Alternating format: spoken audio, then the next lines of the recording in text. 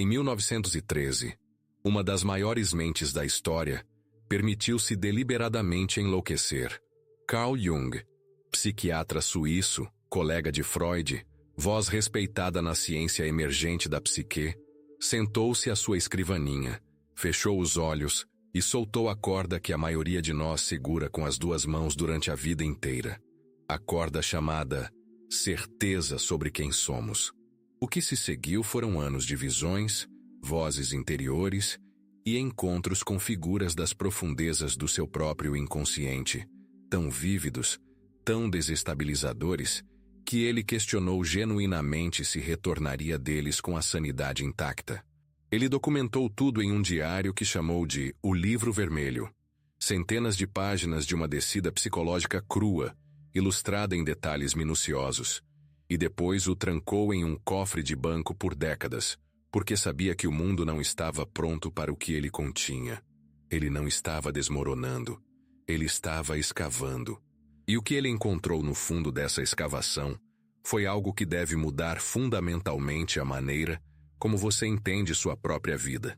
Que a versão de si que você apresenta ao mundo, aquela que você refinou, poliu e tornou aceitável, não é você. É uma performance tão sofisticada, tão ensaiada, que você se esqueceu de que é quem a está encenando. Abaixo dessa performance vive algo mais antigo, mais estranho e infinitamente mais poderoso do que qualquer coisa que você estivesse disposto a mostrar. Você já sabe disso. É por isso que você está aqui. Existe um tipo específico de pessoa que encontra o caminho para um vídeo como este. Não alguém navegando casualmente, mas alguém que sente, há mais tempo do que consegue explicar, que existe uma distância entre o que mostra e o que é. Alguém que entrou em salas e sentiu a arquitetura invisível de tudo o que não estava sendo dito. Alguém que observou pessoas insistirem que estavam bem, enquanto cada sinal que seus corpos transmitiam contava uma história completamente diferente. Alguém que foi chamado de sensível demais, intenso demais, exagerado, por pessoas que estavam, de formas que não conseguiam articular nem para si mesmas, perturbadas pelo que a sua presença revelava silenciosamente sobre elas. Jung passou 40 anos construindo uma linguagem precisa, rigorosa e às vezes aterrorizante para exatamente o que você tem vivido sem palavras. Este vídeo é essa linguagem. O que você está prestes a assistir segue os estágios exatos que Jung mapeou para a verdadeira transformação psicológica. O que ele chamou de processo de individuação.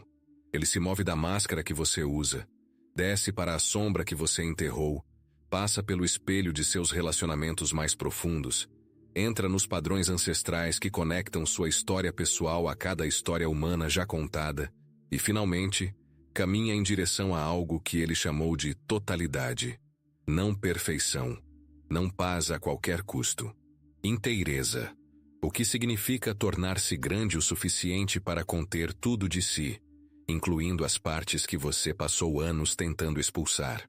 Cada parte desta jornada vai mais fundo que a anterior.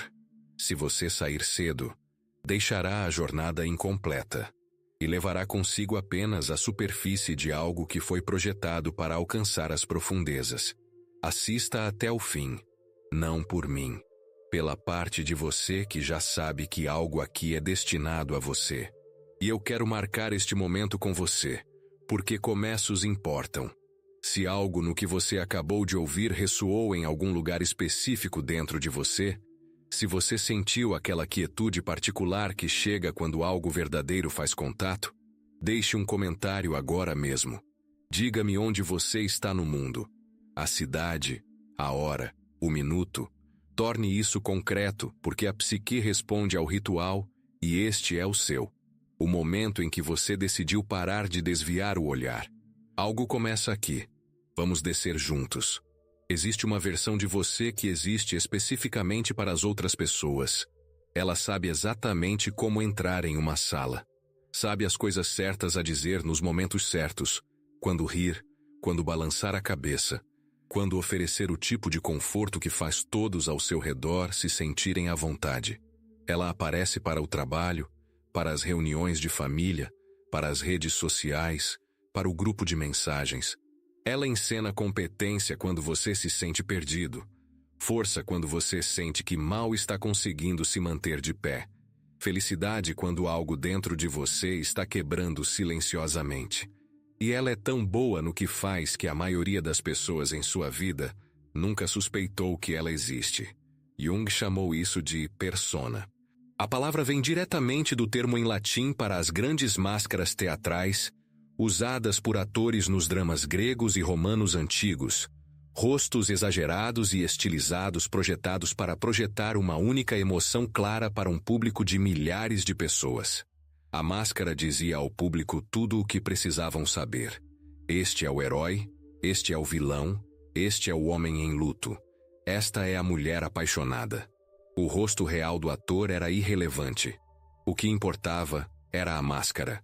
A percepção perturbadora de Jung foi simples. Você está fazendo a mesma coisa, todos os dias. Pense na última vez que alguém perguntou como você estava e você disse, tudo bem. Não porque estivesse tudo bem. Não estava, e alguma parte de você sabia disso com clareza absoluta. Mas porque o tudo bem é o que o contrato social exige.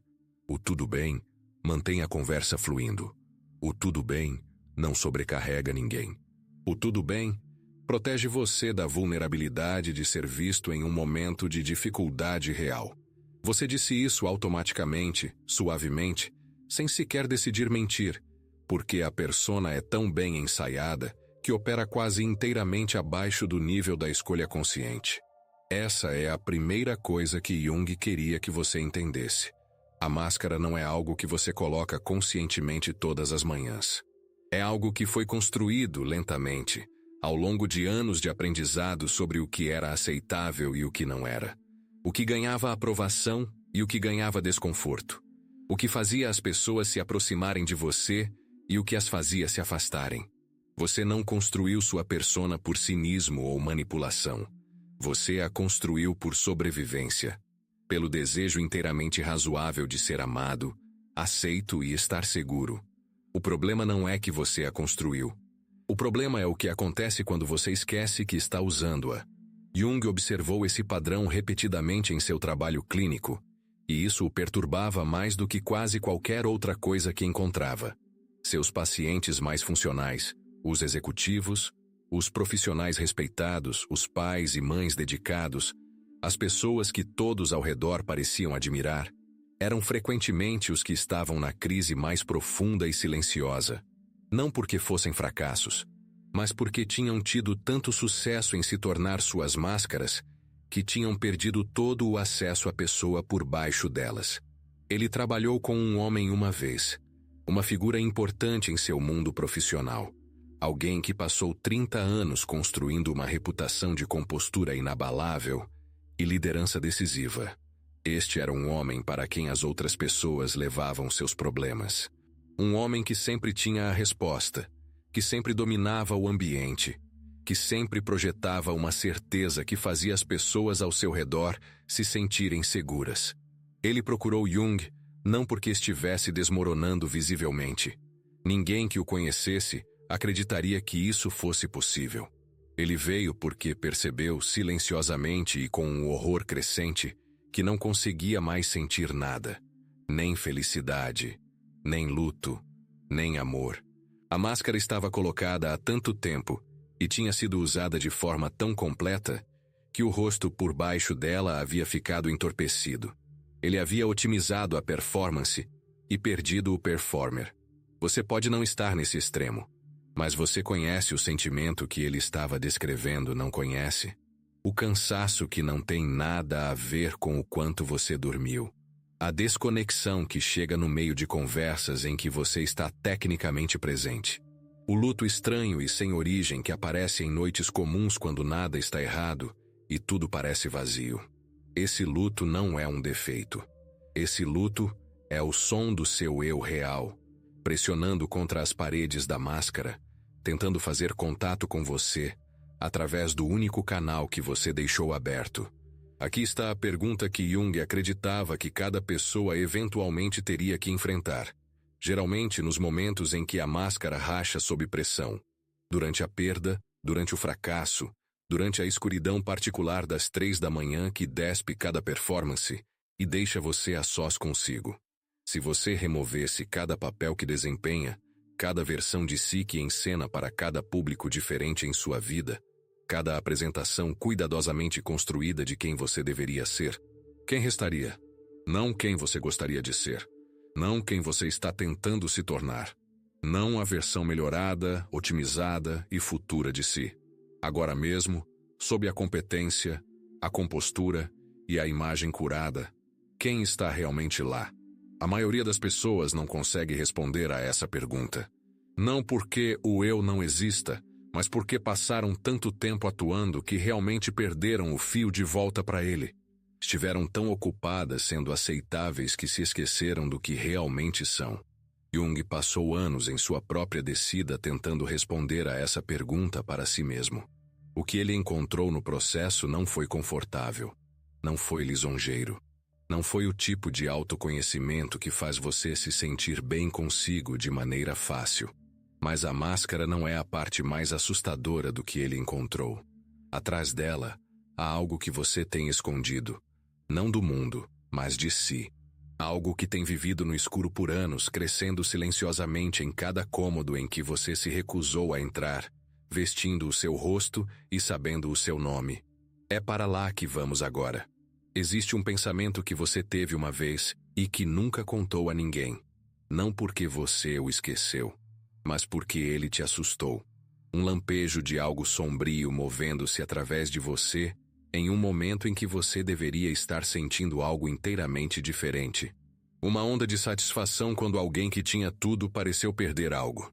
Um pensamento tão frio em relação a alguém que você ama, que você o reprimiu antes que ele se formasse completamente, como se ao se recusar a terminar o pensamento, pudesse fingir que ele nunca começou.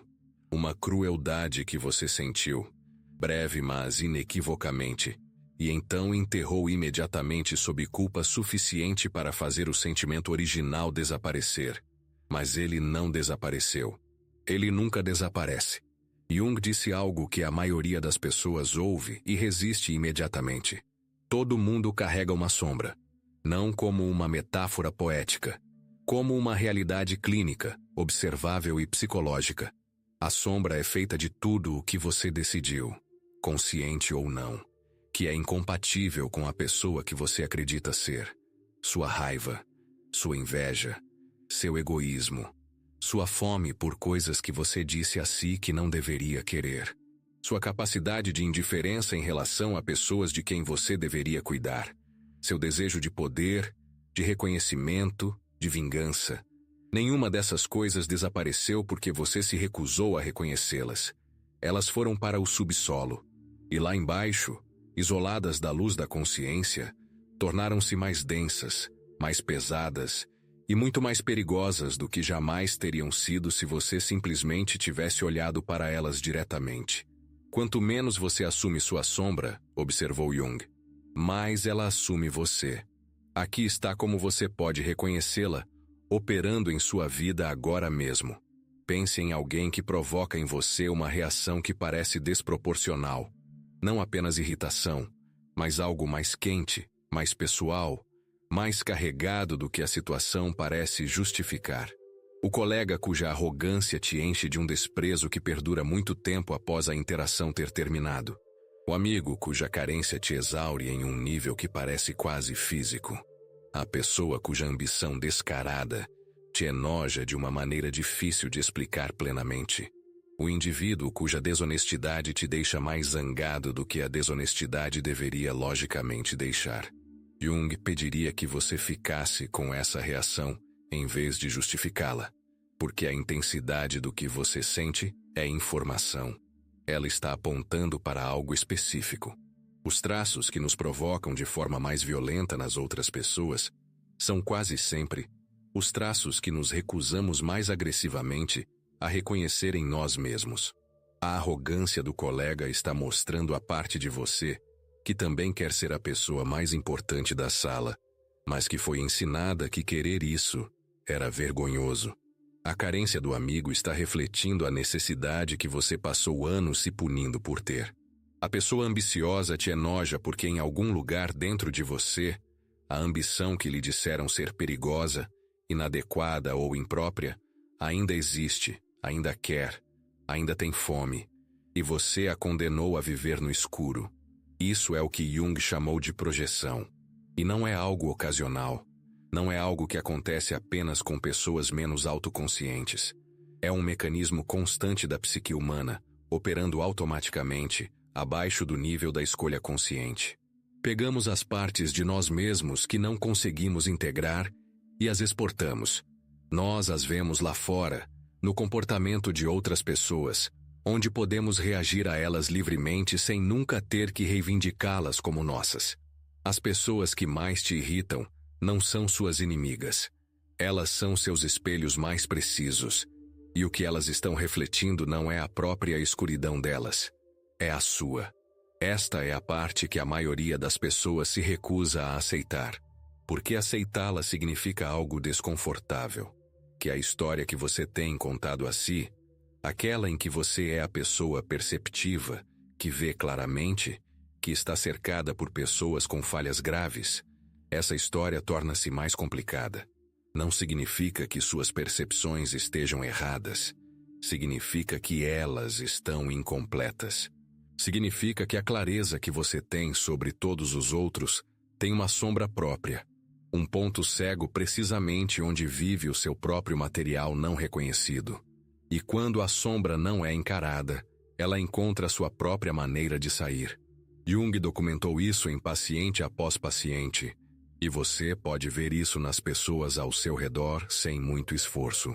O homem que passou a vida inteira controlando cada expressão de raiva, perfeitamente composto, nunca perdendo a paciência, orgulhoso de sua contenção, até o dia em que explodiu de uma maneira que destruiu seu casamento, sua carreira e sua própria autoimagem em um único momento que ele não conseguiu explicar depois.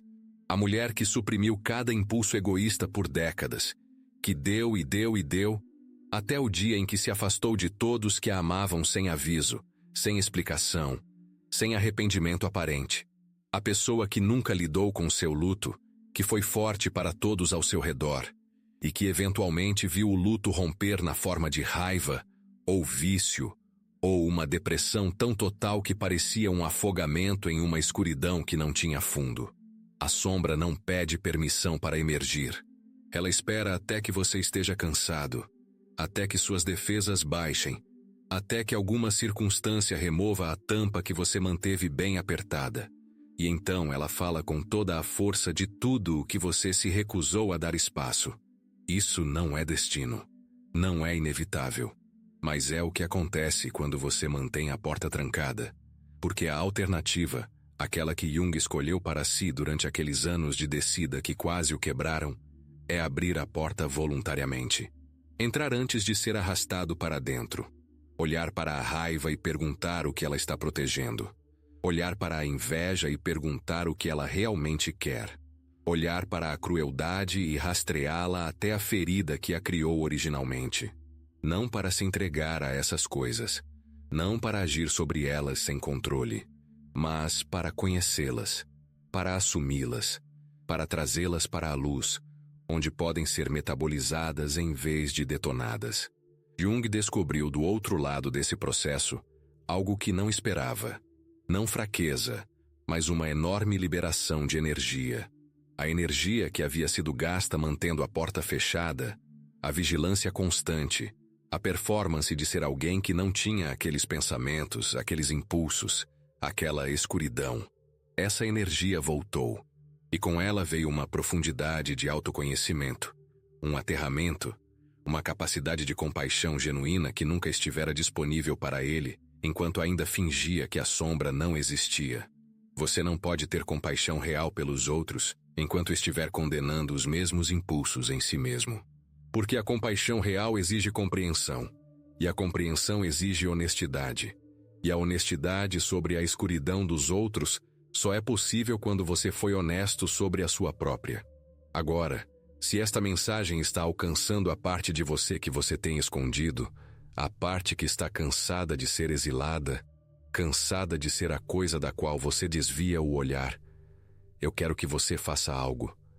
Escreva nos comentários. Eu sou completo. Eu abraço minha sombra e minha luz. Não por mim, por você. É uma declaração para a sua sombra de que você está pronto para parar de fugir. E se você sente que foi escolhido para receber esta mensagem hoje, porque nem todo mundo entenderá o que estamos falando aqui, nem todo mundo está pronto para olhar tão diretamente para si. Clique no botão de se inscrever na tela. Apenas aqueles que estão verdadeiramente prontos para esta jornada darão esse passo. Você também conhece alguém que precisa ouvir isso. Alguém que está lutando uma batalha para a qual ainda não tem palavras. Alguém cujo comportamento tem sido confuso para as pessoas ao redor, porque nem ela mesma entende o que o está impulsionando. Envie este vídeo para essa pessoa. Não com uma explicação. Apenas envie. Deixe que o vídeo a encontre da maneira que encontrou você. Porque a sombra não vive apenas dentro de você isoladamente. Ela tem mais um segredo. Um que muda tudo sobre como você entende seus relacionamentos mais próximos. Ela não se esconde apenas nas salas silenciosas da sua própria psique. Ela aparece em cada relacionamento que você já teve, moldando quem você escolhe, o que você sente, por que você fica e por que você vai embora. E a pessoa que você mais ama, ela pode ser o maior espelho de todos. Você já se perguntou por que continua atraindo o mesmo tipo de pessoa? Não pessoas parecidas. A mesma pessoa. Rosto diferente, nome diferente. Um conjunto diferente de detalhes superficiais. Mas por baixo, algo perturbadoramente familiar. A mesma dinâmica emocional. A mesma intensidade inicial. A mesma maneira específica como o relacionamento eventualmente desmorona. Você sai de um relacionamento certo de que aprendeu algo, certo de que a próxima vez será diferente, e então a próxima vez chega, e, em algum momento no meio dela, você reconhece a coreografia. A mesma dança, uma música ligeiramente diferente. A maioria das pessoas explica isso como má sorte, ou mau gosto, ou alguma ideia vaga e insatisfatória de que são simplesmente atraídas pelo tipo errado de pessoa. Jung diria que nenhuma dessas explicações está exatamente errada. Elas apenas não são profundas o suficiente, porque aquilo pelo que você se sente atraído não tem quase nada a ver com preferência, e quase tudo a ver com o que vive em seu inconsciente, invisível e não integrado, procurando um rosto para vestir. Jung chamou isso de ânima nos homens e ânimos nas mulheres. E antes de reduzir isso a uma conversa sobre gênero, acompanhe por um momento, porque o que ele estava apontando é algo muito mais preciso e pessoalmente relevante do que qualquer debate cultural sobre masculino e feminino. Cada ser humano, observou Jung, carrega dentro de si uma presença contrassexual, uma figura interior que personifica as qualidades que nunca lhe foi permitido desenvolver em si mesmo. Para a maioria dos homens criados em culturas que recompensam a ação decisiva e penalizam a complexidade emocional, essa figura interior carrega a vida sentimental que eles foram ensinados a suprimir, a capacidade de vulnerabilidade, de intuição, de entrega, o tipo de sintonização emocional profunda que foi rotulada, em algum ponto de sua formação, como fraqueza ou excesso. Para a maioria das mulheres, a figura interior carrega as qualidades que foram atribuídas aos homens, e, portanto, pareciam proibidas ou estrangeiras. Autoridade decisiva, ambição sem desculpas, a disposição de ocupar espaço sem justificá-lo. Essas qualidades não desaparecem porque foram suprimidas. Elas se consolidam em uma presença interior que é autônoma, dinâmica e, o mais importante, está constantemente procurando um lugar para pousar. E então você conhece alguém. Alguém que carrega em sua personalidade real as qualidades que sua figura interior tem guardado para você no escuro. E algo acontece que ignora todos os processos racionais que você possui. Você não escolhe sentir o que sente. O sentimento chega pronto, com uma certeza e uma intensidade que parecem vir de algum lugar mais profundo que a preferência. Essa pessoa não apenas atrai você, ela parece necessária. Parece um reconhecimento, como algo que estava faltando sem que você soubesse exatamente o que era. Esse sentimento é real. Jung nunca o descartou, mas ele foi preciso sobre o que ele realmente é. Você não está simplesmente se apaixonando por outra pessoa. Você está se apaixonando pela imagem projetada da sua própria vida interior, não vivida. As qualidades que você vê nela, aquelas que parecem magnéticas, que parecem ser o que faltava, são qualidades que existem em você, subdesenvolvidas, esperando. Você encontrou alguém cuja personalidade é próxima o suficiente da sua imagem interior, que o seu inconsciente diz: ali, é isso, é essa pessoa. E é por isso que a queda é tão total. É por isso que ignora a lógica. Porque, na verdade, não é sobre a outra pessoa. É sobre você, encontrando o estranho mais íntimo que você jamais conhecerá, a parte de si que você nunca habitou completamente. Agora pergunte-se honestamente, no relacionamento que mais te desestruturou, que qualidade específica aquela pessoa tinha que parecia insubstituível? O que ela carregava que fazia a presença dela parecer como chegar a algum lugar que você nem sabia que estava tentando alcançar? Qualquer que seja a sua resposta, essa qualidade é sua. Ela te pertence, sempre te pertenceu. Você simplesmente ainda não a reivindicou. Aqui é onde a situação se torna dolorosa, e é importante não desviar o olhar desta parte. Quando você projeta sua figura interior em outra pessoa, você não está realmente vendo-a. Você está vendo através dela, para algo atrás dela que é seu. O que significa que o relacionamento é construído, desde o início, sobre um caso fundamental de erro de identidade. Você se apaixonou pela sua própria alma vestindo o rosto de outra pessoa. E essa pessoa, sendo humana, sendo complexa, sendo inteiramente diferente de você, eventualmente fará algo que quebrará a projeção. Ela falhará em manter a imagem. Revelará necessidades, falhas e dimensões que não se encaixam na figura interior que você tem visto. E a queda disso?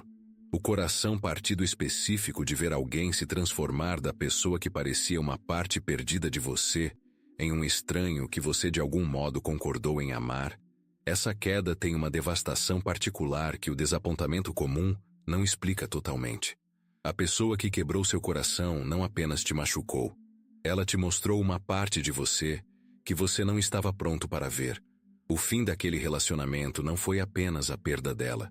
Foi o colapso de uma projeção e o início de uma pergunta para a qual você talvez não estivesse pronto. Se eu parar de procurar essas qualidades lá fora, posso encontrá-las aqui dentro? Isso é o que Jung quis dizer quando disse que o encontro mais importante da sua vida é o encontro consigo mesmo. Cada relacionamento intenso que você já teve estava movendo você em direção a esse encontro, desajeitadamente, dolorosamente, com todo o dano colateral que os processos inconscientes tendem a produzir. A mulher que continua escolhendo homens emocionalmente indisponíveis não tem apenas azar no amor. Ela está, de uma maneira muito específica, projetando seu próprio masculino interior desconectado, a parte dela que nunca aprendeu a estar presente com os próprios sentimentos, em parceiros que então encenam isso para ela externamente, até que ela reconheça a desconexão em si mesma e comece a trabalhar com isso diretamente. Continuará encontrando isso nas pessoas que escolhe. Pessoa diferente, mesmo espelho. O homem que idealiza as mulheres, que as transforma em algo luminoso, e depois sente um tipo específico de traição quando elas revelam sua humanidade comum, não é um romântico que vive sendo desapontado pela realidade. Ele é um homem cuja ânima carrega todo o peso de sua vida emocional não vivida, tornando cada mulher real, temporariamente uma deusa e permanentemente uma decepção. Até que ele comece a desenvolver essa vida sentimental em si mesmo, nenhuma mulher real sobreviverá à comparação com a imagem. Isso não é algo confortável de reconhecer. Exige sentar com a possibilidade de que a pessoa que você culpou, a pessoa por quem você sofreu, a pessoa que você não conseguia esquecer, era, de uma maneira essencial, uma mensageira, carregando informações sobre você, que você ainda não estava equipado para receber diretamente. O que mudaria para você se parasse de perguntar por que continuo encontrando as pessoas erradas? E começasse a perguntar o que existe em mim que continua reconhecendo-as como necessárias? A resposta a essa pergunta não muda apenas seus relacionamentos. Muda toda a sua relação consigo mesmo. E abre algo que a maioria das pessoas passa a vida inteira sem nunca alcançar. A capacidade de escolher outra pessoa não pela fome da incompletude, mas pela plenitude do reconhecimento genuíno. Mas esses padrões não pertencem apenas a você. Eles são ancestrais. Têm se repetido por milhares de anos em todas as culturas, em todos os mitos já contados, em todas as histórias que a humanidade usou para explicar a si mesma, porque o amor é tão devastador e tão necessário. E Jung descobriu exatamente o porquê. Antes da linguagem escrita existir, antes de qualquer civilização ter feito contato com outra, seres humanos em lados opostos do planeta estavam sonhando os mesmos sonhos. Eles estavam desenhando os mesmos símbolos em paredes de cavernas e tetos de templos. Estavam contando as mesmas histórias ao redor de fogueiras que nunca haviam sido acesas, a menos de 1000 milhas de distância umas das outras. Um grande dilúvio que destrói o mundo e deixa um único sobrevivente para começar de novo. Essa história existe no mito mesopotâmico, na Bíblia hebraica, nas escrituras hindus, nas tradições orais de povos indígenas nas Américas do Norte e do Sul, na mitologia da Grécia Antiga. Não histórias parecidas. A mesma história, com a mesma estrutura, os mesmos pontos de virada, o mesmo significado. Culturas que não tinham barcos capazes de atravessar os oceanos que as separavam, nenhuma língua compartilhada, nenhum mecanismo possível para a transmissão de narrativas. E ainda assim, a mesma história. Isso deveria ser impossível, a menos que a história não tivesse viajado entre as culturas, a menos que ela viesse de algum lugar abaixo da cultura. Jung passou anos refletindo sobre essa impossibilidade antes de chegar à ideia que definiria a segunda metade de sua vida. Abaixo do inconsciente pessoal, a camada que contém suas memórias individuais, suas feridas específicas, seu material biográfico, existe uma outra camada inteiramente diferente, mais profunda, mais antiga e que não pertence só a você. Ele a chamou de inconsciente coletivo. Não uma metáfora, não um conceito espiritual emprestado da religião. Uma hipótese estrutural sobre a arquitetura da mente humana, que no nível mais profundo, não temos psiques separadas. Temos expressões individuais de uma psique compartilhada. E vivendo nessa camada compartilhada estão o que Jung chamou de arquétipos. Não imagens exatamente, mas moldes. Padrões tão antigos e tão fundamentais para a experiência humana que foram gravados na própria estrutura da psique ao longo de centenas de milhares de anos de evolução. A Grande Mãe, a figura de nutrição e de devoração, de amor incondicional e de terrível sufocamento. O velho sábio, o guia que aparece no limiar, que detém um conhecimento que não pode ser ensinado diretamente, mas apenas transmitido através do encontro. O trapaceiro, a figura que quebra regras, que interrompe a ordem, que destrói o que se tornou rígido para que algo vivo possa crescer em seu lugar. O herói, que deixa o mundo conhecido, desce às trevas, enfrenta o que não pode ser enfrentado e retorna transformado. Você nunca inventou essas figuras. Você as herdou. Elas já estavam esperando em você no nascimento, da mesma forma que certos reflexos estão esperando, não aprendidos, mas carregados. É por isso que uma criança a quem nunca foi contado um único conto de fadas ainda assim, quando solicitada a inventar uma história, produzirá uma narrativa com um herói, uma figura de sombra e uma transformação. É por isso que os mesmos pesadelos aparecem em culturas que nunca se conheceram. O perseguidor no escuro, a queda de uma grande altura, os dentes caindo, a chegada despreparada para algo que não pode ser evitado. Esses não são medos pessoais. São medos arquetípicos. Pertencem à espécie, não ao indivíduo. Jung não chegou a esse entendimento apenas através de pesquisas em bibliotecas. Ele foi até lá pessoalmente. Durante os anos de sua descida, o período documentado no Livro Vermelho, ele desenvolveu uma prática que chamou de imaginação ativa. Ele se sentava sozinho, permitia que sua mente consciente silenciasse e então entrava deliberadamente nas imagens que surgiam das profundezas do seu inconsciente. Não passivamente, não como um sonhador que apenas recebe o que vem, mas como um participante consciente, interagindo com as figuras que encontrava, falando com elas, discutindo com elas, permitindo que falassem de volta. Ele encontrou figuras que não reconhecia e não poderia ter inventado. Um velho que se chamava Elias, uma bela mulher cega que se chamava Salomé, uma serpente, uma figura vermelha que chamou de Filemon, que tinha asas como um martim pescador e que lhe dizia coisas que ele se via escrevendo com a convicção de que não tinham vindo de sua própria mente. Ele não estava psicótico. Ele estava em contato com a camada arquetípica da psique, a mesma camada que produziu os mitos do dilúvio, as histórias de heróis e os símbolos universais que aparecem nos sonhos de pessoas que nunca leram uma única palavra de mitologia. O que ele encontrou lá o aterrorizou e o iluminou na mesma medida. Ele descobriu que a psique não era um sistema privado fechado. Era uma abertura. Um lugar onde a história individual se conectava, em profundidade suficiente, a algo que não tinha um dono individual. E então há a questão da sincronicidade. O conceito que Jung desenvolveu no final de sua carreira, cautelosamente, sabendo que seria a ideia com maior probabilidade de fazê-lo ser descartado como um místico. Sincronicidade não é superstição. Não é pensamento mágico. É o fenômeno observado de coincidências significativas, eventos no mundo exterior que espelham com precisão estranha o que está acontecendo no mundo interior, sem nenhuma conexão causal que possa ser explicada pela lógica comum. Jung documentou casos em detalhes clínicos meticulosos. Um paciente descrevendo um sonho sobre um besouro escaravelho dourado, no momento exato em que um escaravelho real, uma espécie quase desconhecida naquela região, voou contra a janela de seu consultório.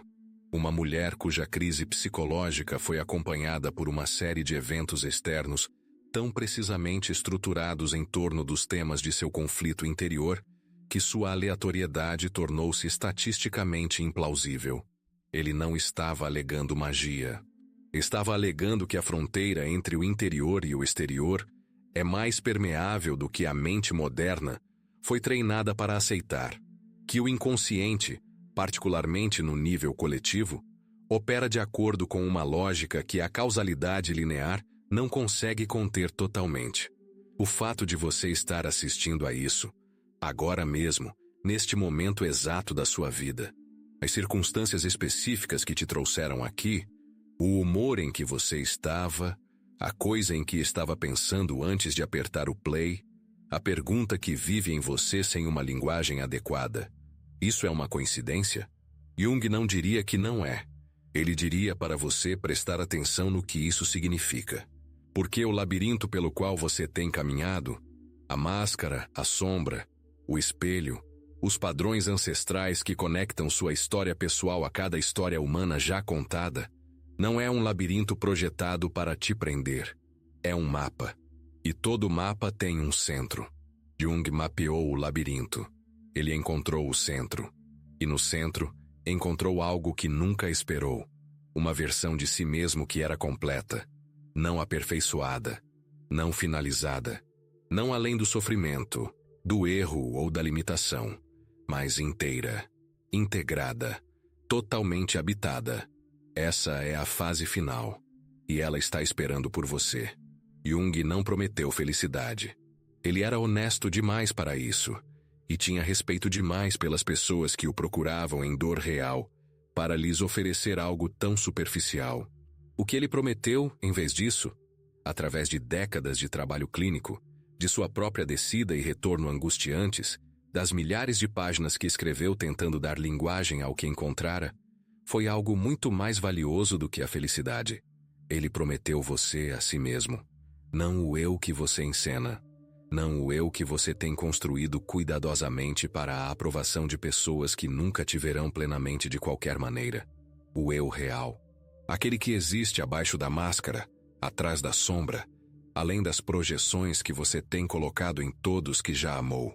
O eu que não é bom ou mal, nem luz ou treva, nem o herói da própria história, ou o vilão da história de outra pessoa, mas inteiro, totalmente habitado, completo da maneira que só se torna possível quando você para de amputar as partes de si que deixam os outros desconfortáveis.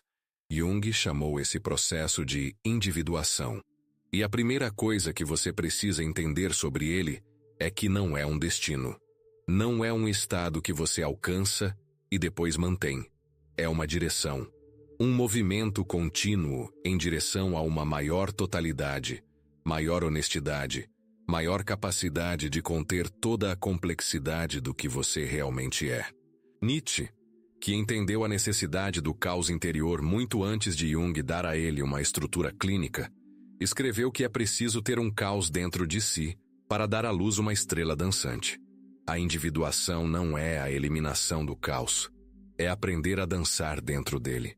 Então, como isso se parece na prática?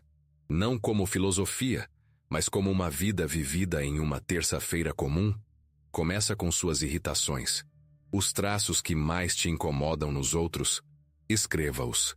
Não para analisar a outra pessoa, mas para usá-los como um mapa do seu próprio interior. Jung foi preciso sobre isso.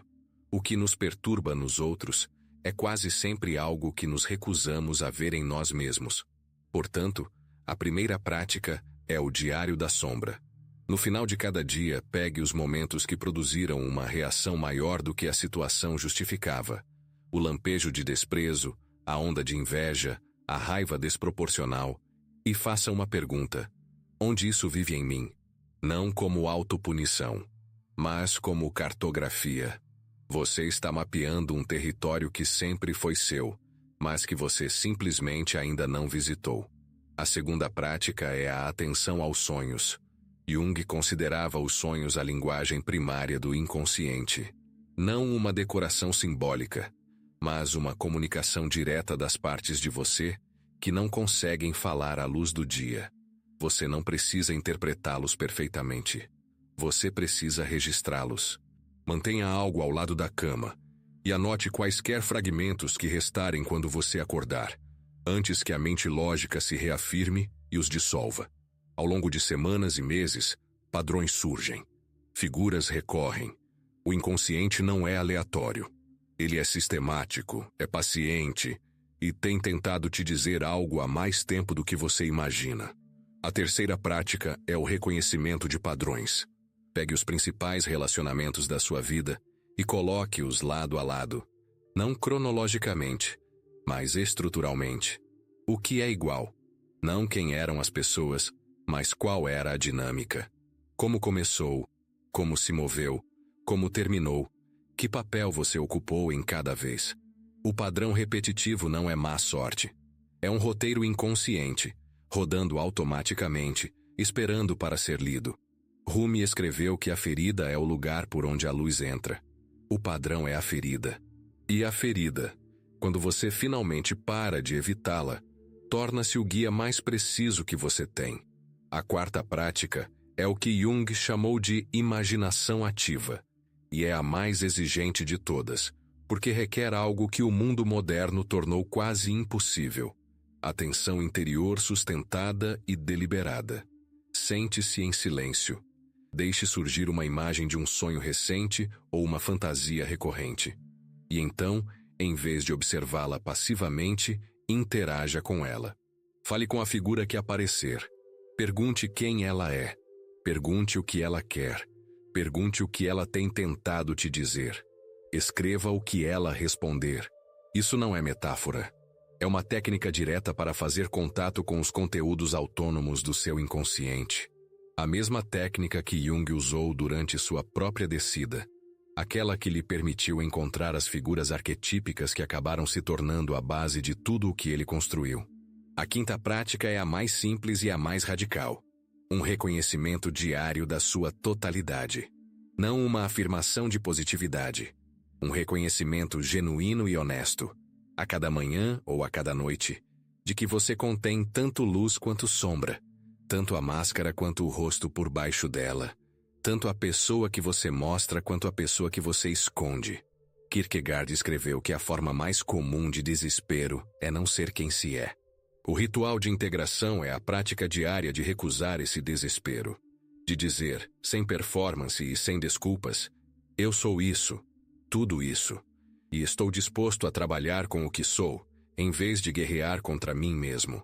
Heráclito entendeu, há 25 séculos, algo que a maioria das pessoas ainda não absorveu. A oposição das coisas é o que as cria. Você não é inteiro apesar de suas contradições. Você é inteiro por causa delas. A sombra não é inimiga da luz. É sua contraparte necessária. A máscara não é inimiga do rosto verdadeiro. Foi a proteção que manteve o rosto verdadeiro seguro até que você estivesse pronto para habitá-lo. Você acaba de percorrer o mesmo arco que Jung mapeou ao longo de uma vida inteira de trabalho. Da máscara, a persona que você construiu para sobreviver, descendo para a sombra que você teve medo de assumir, passando pelo espelho de seus relacionamentos e as projeções que sempre apontavam de volta para você, entrando no labirinto do inconsciente coletivo, onde sua história pessoal se abre na história ancestral do que significa ser humano. E agora aqui no centro do labirinto, onde cada tradição, da xamânica à filosófica e à psicanalítica, concorda que a mesma coisa espera, não um tesouro, não uma resposta, um eu, seu, finalmente, plenamente, sem desculpas. Jung escreveu, perto do fim de sua vida, que o privilégio de uma vida é tornar-se quem você realmente é, não quem lhe disseram para ser, não quem você se forçou a encenar, não quem sobreviveu tornando-se aceitável, mas quem você realmente, irredutivelmente é. Sombra e luz, máscara e rosto, ferida